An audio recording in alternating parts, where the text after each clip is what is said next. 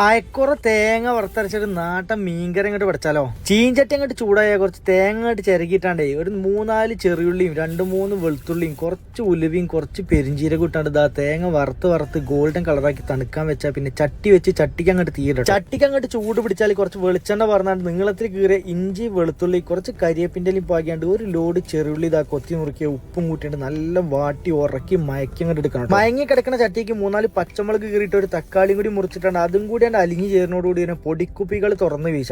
മഞ്ഞപ്പൊടി എരു കമ്മിയുള്ള കാശ്മീരി മുളക് പൊടി 1 സ്പൂണും എരു കൂടുതലുള്ള സാധാ മുളകും പൊടി 1 സ്പൂണും 2 സ്പൂണ് മല്ലിപ്പൊടിയും കുറച്ച് കുരുമുളക് ഇട്ടാണ്ട് ഇളക്കി മസാലേന്റെ കുത്തലങ്ങോട്ട് പോക്കണം കേട്ടോ. അടുത്ത ഘട്ടം ചട്ടി കിടന്നാണ്ട് മീനിനെ മുങ്ങി നീരണം പാകത്തിന് കുറച്ച് ചൂടെള്ളും പുളീന്റെ ഭാഗം ക്രമീകരിക്കാൻ കുറച്ച് പുളിവെള്ളം ഉപ്പിന്റെ ഭാഗം ക്രമീകരണത്തോടു കൂടി മൂടി വെച്ച് ഒരു തളങ്ങോട്ട് വന്നോട്ടോ. തിളച്ചു മറിഞ്ഞ ചട്ടിക്ക് അയക്കുറ കുട്ടികളെ അങ്ങോട്ട് നിരത്തി വെച്ചാണ്ട് മൂടി വെച്ച് ഒരു തളയും കൂടി ഇനി നമ്മൾ നേരത്തെ സ്വർണ്ണ കളറാക്കിയാണ് തണുപ്പിക്കാൻ വെച്ച തേങ്ങയിൽ കുറച്ച് വെള്ളം പറഞ്ഞാണ്ട് മിക്സിന്റെ ജാറിൽ കറക്കി കശക്കി എടുത്താണ്ട് ഇതിന്റെ മേലെ അങ്ങോട്ട് പറഞ്ഞാണ്ട് കുറച്ച് വെള്ളം പറഞ്ഞാണ്ട് ഒന്നും കൂടി ചൊയറ്റി അതിന്റെ മേലോട്ട് ഒഴിച്ചാണ്ട് മൂടി വെച്ച് ഒരു ചെറിയ തളയും കൂടി വന്ന് നമ്മളെ മീൻ കറി സെറ്റാട്ടോ. അങ്ങനെ ക്ലൈമാക്സിൽ ഏതൊരു കറീനെയും അതിന്റെ വെറും ലെവലിൽ നിന്ന് വേറെ ലെവലിൽ എത്തിക്കാൻ വേണ്ടിയിട്ട് നല്ല വെളിച്ചെണ്ണയിൽ ചീരുള്ളിയും കരിയേപ്പിന്റെയും കൂട്ടി ഒരു വറവും കൂടി അങ്ങോട്ട് ചാമ്പിയാൽ സെറ്റ്. ദുനിയാവിൽ കിട്ടുന്ന മീൻ ഏതും ആയിക്കോട്ടെ ഇങ്ങനെ തേങ്ങ വറുത്തരച്ചിട്ട് നാട്ടൻ മീൻ കറി ഉണ്ടെങ്കിൽ തിന്നണ ചോറിന് കജ്ജും കണക്കൊന്നും ഉണ്ടാവില്ല കേട്ടോ. അപ്പൊ കൈ കിട്ടിയ മീനിൽ ഇങ്ങനെ ഒരു പരീക്ഷണമാണ് നടത്തിയോളി ഫ്രം കൊണ്ടോട്ടിക്കാരൻ.